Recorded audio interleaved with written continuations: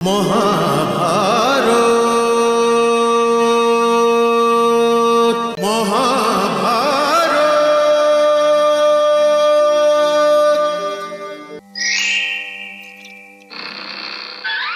প্রণাম পুরোচন মহাশয়। এটা আপনি কি করলেন গান্ধার কুমার?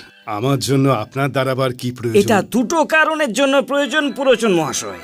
এক তো এই যে আপনি আমাদের সবার চেয়ে বড় হন, আর দুই এই যে একজন কলা শিল্পী হবার জন্য আপনি বিধাতার একটা অংশ হচ্ছেন। ভাগ্নে সব ইনি হলেন পুরোচন মহাশয়, যিনি আমাদের জন্য বারণাবতে একটা লাক্ষাগৃহ তৈরি করছেন।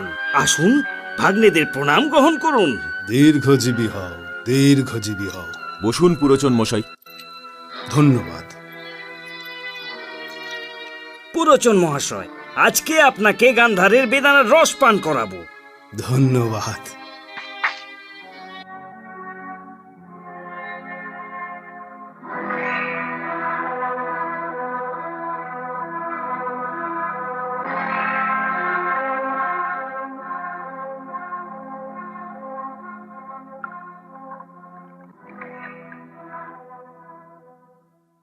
এই নিন।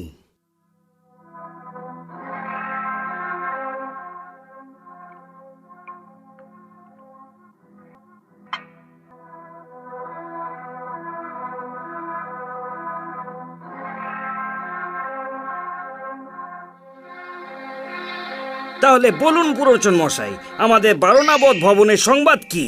আমি তো ওটারই তৈরি হয়ে যাওয়ার সমাচার নিয়ে এসেছি আপনার কাছে।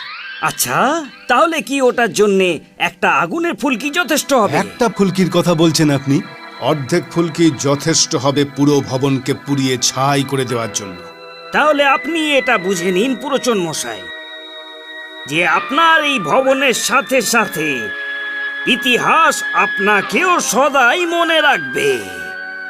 সত্যি যদি আপনি তেমনই লাক্ষাগৃহ বানিয়ে দেন যেমনটা মামাশ্রী চাইছেন, তবে আপনি এর এত প্রতিফল পাবেন, যতদূর আপনার বংশরেখা যাবে আপনার উত্তরাধিকারীদের প্রয়োজনের জন্য কারোর দিকে মুখ চেয়ে থাকতে হবে না।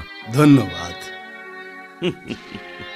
এখন আপনি ক্লান্ত হয়ে গিয়েছেন পুরোচন মশাই, একটু বিশ্রাম করে নিন।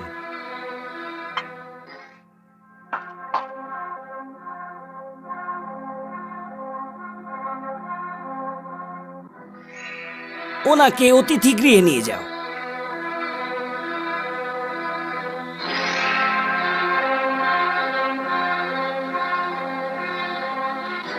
মামাশ্রী, আমি আপনার লাক্ষাগৃহের প্রস্তাবের সাথে একমত নই। এটা কাপুরুষদের পথ। আমরা পাণ্ডবদের রণভূমিতে আহ্বান করেও হারাতে পারি। যেমন ধ্রুপদকে হারিয়েছিল অঙ্গরাজ। তবু আমি এই কাপুরুষতাতে সহযোগী হতে পারবো না। মহাভারত